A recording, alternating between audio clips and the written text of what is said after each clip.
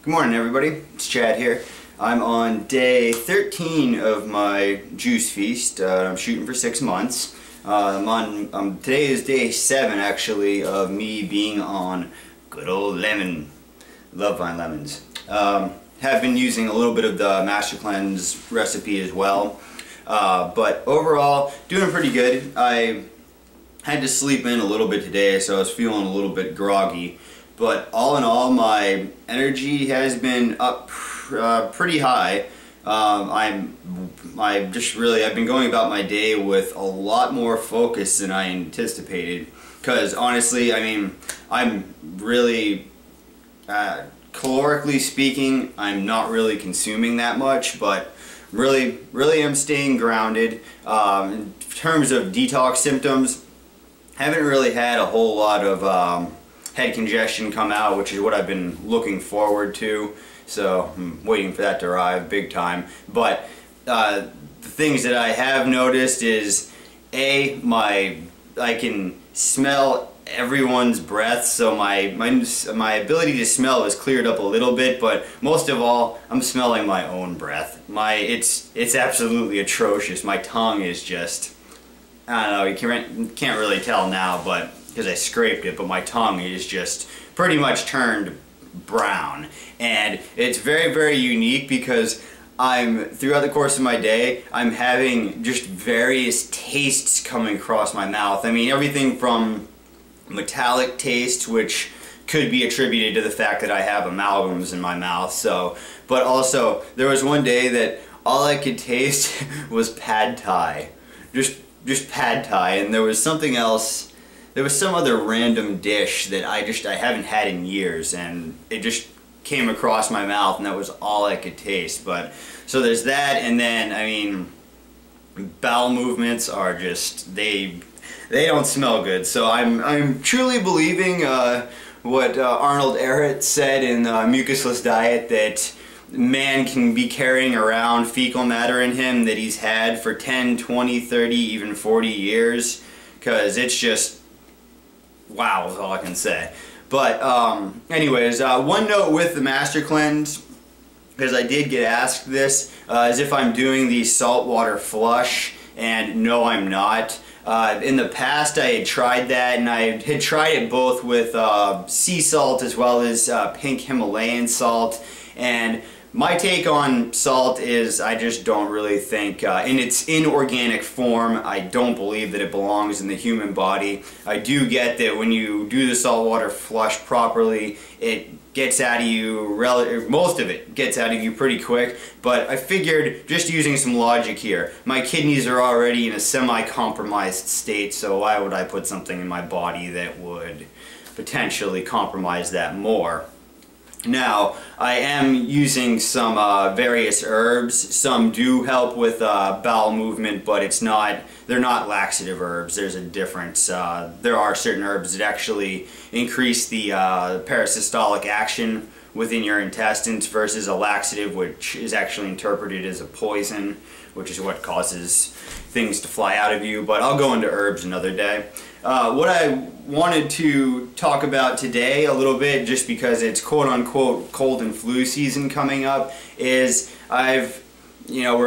since we're getting to that time and people are starting to show signs of illness, I just wanted to throw it out there that when you are experiencing things like a cough, like mucus coming out, like a sore throat, the last thing that you want to do is suppress that with drugs. Drugs of any sort.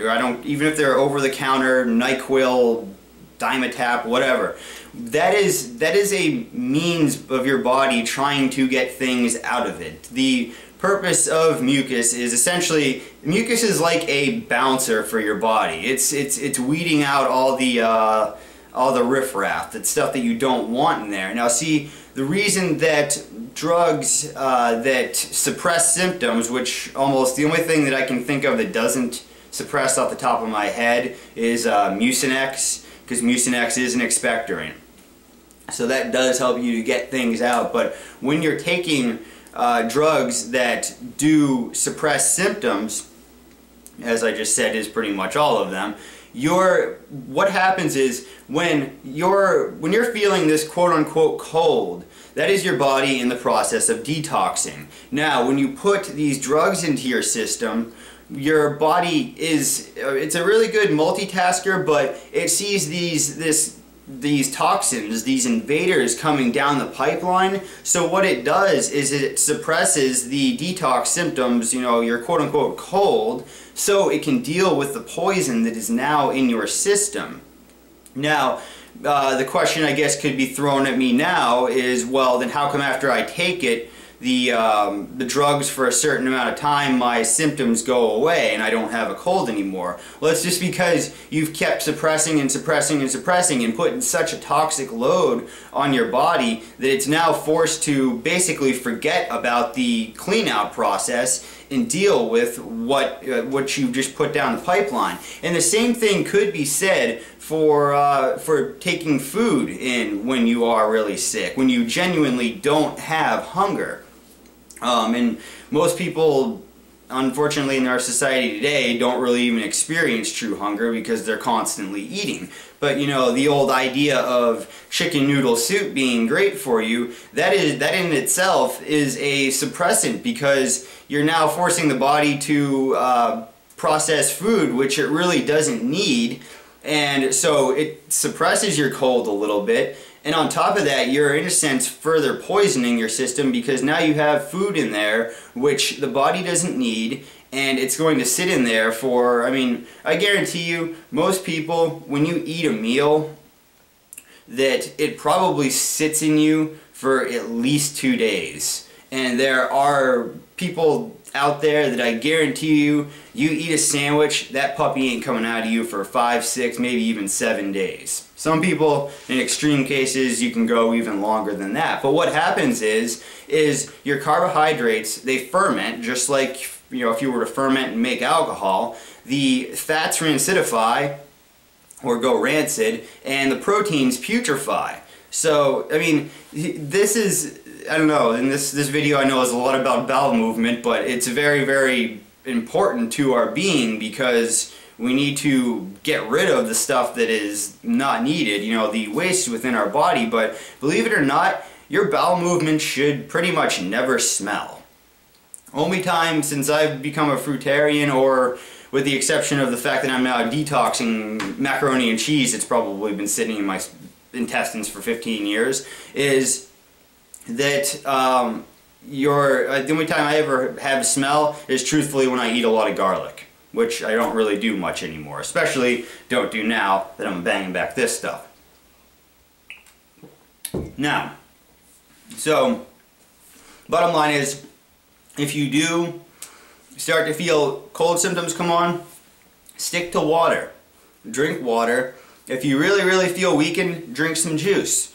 And just try to take it easy. I mean, there's a little acronym I learned from Dr. Sam that for the word pain, it's a good acronym. Pay attention inward now. Whenever you have sickness symptoms coming on, whenever you have headaches, muscle aches, any of that, it is a clear sign that you are doing something against, you know, nature's laws, we'll say, that you're living incorrectly. And that correctly is not dictated by what a human being says. It's the laws by which govern your body. So if you're in pain, if you feel sick, you're not doing something correctly. Or, you know, just don't forget, whenever you have a cold, that is your body detoxifying. You are creating bigger problems down the line by taking drugs. So, anyways, that is it for today. If you have any questions, comments, post them down below. Subscribe to my videos. Thumbs up. Go out there, have some fun, drink some juice. See ya.